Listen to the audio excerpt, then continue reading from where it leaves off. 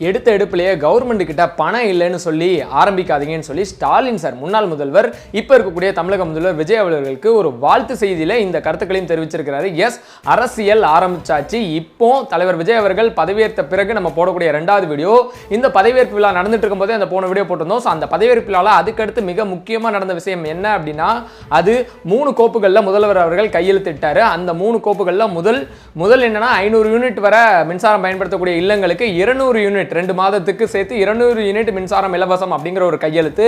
And ரெண்டாவது, பெண்களுக்கு பாதுகாப்பு கொடுக்கக்கூடிய சிறப்பு அதிரடிப்படை, பெண்கள் அதிரடிப்படை ஒன்று உருவாக்கி இருக்கிறோம் அப்படிங்கிற ஒரு கையெழுத்து. மூணாவது, போதைப்பொருள் தமிழகம் முழுவா எங்கெங்க இருக்கோ அதெல்லாம் தடுக்கக்கூடிய அந்த போதைப்பொருள் தடுப்புக்கான ஒரு கையெழுத்து. ஸோ அந்த 3 முக்கிய கையெழுத்துக்களை போட்டு அங்கிருந்து சென்ட் ஜார்ஜ் கோட்டைக்கு கிளம்பி விஜய் சார் வந்தாங்க. ஸோ அங்க வந்த பிறகு அங்க காவல்துறையுடைய மரியாதை அதை ஏற்றுக்கிட்டு அங்க முதலமைச்சர் அறையில இத்தனை அமைச்சர் இத்தனை காலம் அத்தனை முதலமைச்சர்கள் அமர்ந்திருந்த அந்த ஒரு இருக்கையில முதல்வர் அவர்கள் அமர்ந்தாரு. ஸோ அதுக்கப்புறம் தற்காலிக சபாநாயகருக்கான நியமன கையெழுத்தையுமே அங்க வச்சு போட்டாரு. ஸோ இது எல்லாம் நடக்கும் போதே ஸ்டாலின் சாரோட ட்விட்டும் வந்து சேர்ந்துச்சு. ஸ்டாலின் சார் ட்விட்ல ஆக்டர் விஜய் அவர்களுக்கு வாழ்த்துக்கள் போட்டிருக்காரு. அதாவது ஆக்டர் விஜயோட ட்விட் அக்கௌண்ட்டை டேக் பண்ணி வாழ்த்துக்கள் போட்டிருக்காரு. தமிழக அரசியலில் முதலமைச்சராக பொறுப்பேற்றிருக்கக்கூடிய விஜய் அவர்களுக்கு மனமார்ந்த வாழ்த்துக்களை தெரிவித்துக் கொண்டு, எடுத்த எடுப்புலேயே பணம் இல்லைன்னு சொல்லி எல்லாம் ஆரம்பிக்காதீங்க, பணமும் இருக்கு, மக்களுக்கு நல்லது செய்ய வேண்டிய மனம் இருந்தா போதும். அதுவும் இல்லாம இந்த நிதிநிலை பற்றின வெள்ளை அறிக்கை விடுவேன்னு சொல்லியிருக்கீங்களே, நாங்க வெள்ளை அறிக்கை விடலையா? அப்ப அதெல்லாம் தெரிஞ்ச பிறகுதானே நீங்க தேர்தல் அறிக்கைகள்ல ஏகப்பட்ட விஷயம் சொல்லியிருந்தீங்க.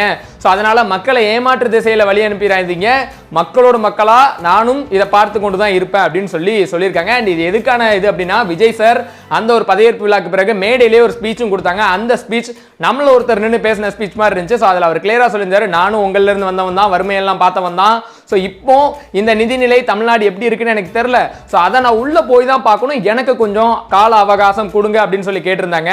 ஸோ அதை தொடர்ந்து தான் பார்த்தீங்கன்னா விஜய் சார் என்ன சொல்லியிருந்தாங்கன்னா, 10 லட்சம் கோடி கடனில் விட்டுட்டு போயிட்டாங்க, கஜானா கிட்டத்தட்ட காலியா இருக்கு, ஸோ நான் இனிமே தான் ஒன்னொன்னா எடுத்து கொண்டு வரணும், எனக்கு கொஞ்சம் கால அவகாசம் கொடுங்க, நான் கொண்டு வருவேன்னு சொல்லி எல்லாருக்கும் நன்றி சொல்லி தன்னோட உரையை அவங்க முடிச்சிருந்தாங்க. ஸோ ஸ்பீச் வேற லெவலில் இருந்துச்சு. பட் இதுக்கடுத்து என்னென்ன பண்ண போறாங்க அப்படிங்கிறதா ரொம்ப ரொம்ப முக்கியம். அரசியல் தொடங்கிருச்சு.